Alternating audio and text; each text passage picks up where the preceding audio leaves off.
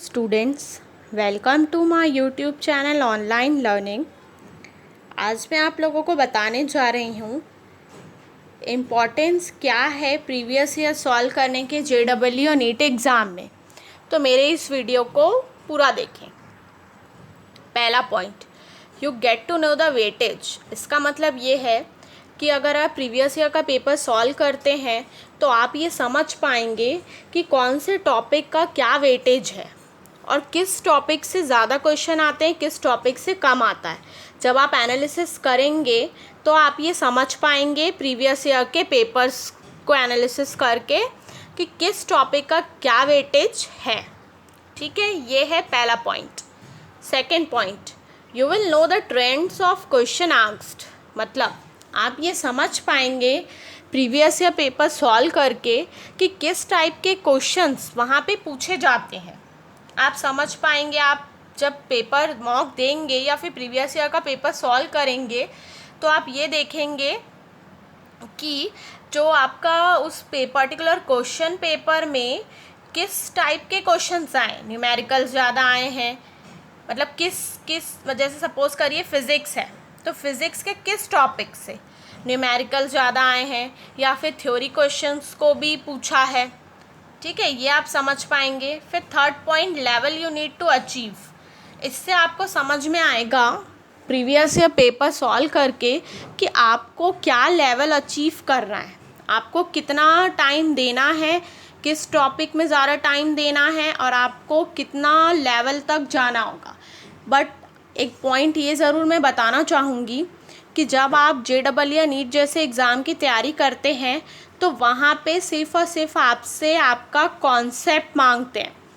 मेरा कहने का मतलब ये है कि आपने जो भी पढ़ा उसका सिर्फ आपने क्या चीज़ों को ठीक से समझा है, कॉन्सेप्ट सिर्फ से ही बेस्ड क्वेश्चन आते हैं ज़्यादा से ज़्यादा। थ्योरी और न्यूमेरिकल्स जो होते हैं, थ्योरी तो बहुत कम ही आती है, न्यूमेरिकल्स ही आते हैं, बट उसमें भी कॉन्सेप्चुअल क्वेश्चन होते हैं। ऐसा नहीं जो आपने एग्ज़ाम में क्लास में पढ़ा होगा 12th में 11th में वो आ जाए, ऐसा नहीं होता है।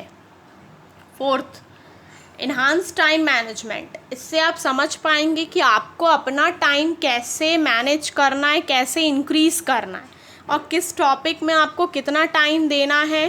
क्योंकि जब वेटेज समझेंगे तो सॉल्व करेंगे तो कितना टाइम लग रहा है ये आप समझ पाएंगे। Fifth, what is actually demanded from you. जो नीट और जेडब्ल्यू की एग्ज़ाम है वो आपसे क्या चाहती है, मतलब वो ये आपको जज करना चाहती है वो एग्ज़ाम कि आपका कॉन्सेप्ट कितना है, आपने कितना कॉन्सेप्ट गेन किया है 11th और 12th से।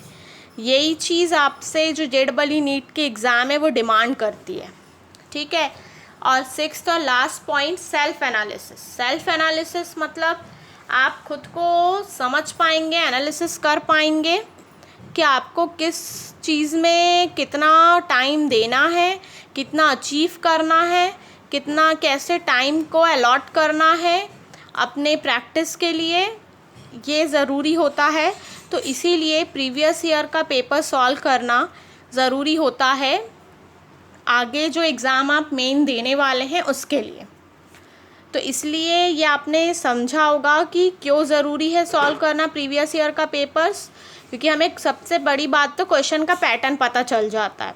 ठीक है, तो इसीलिए प्रीवियस ईयर का पेपर ज़रूर सॉल्व करें, किसी भी एग्ज़ाम के लिए हो। ये सिर्फ जेडब्ल्यू और नीट के लिए नहीं बोल रही हो, आगे चल के किसी भी एग्ज़ाम की आप तैयारी कर रहे हो तो आपको अच्छे से प्रीवियस ईयर पेपर्स को सॉल्व करना है। ठीक है, उसके ये इम्पोर्टेंस है जो मैंने आप लोगों को बताए हैं।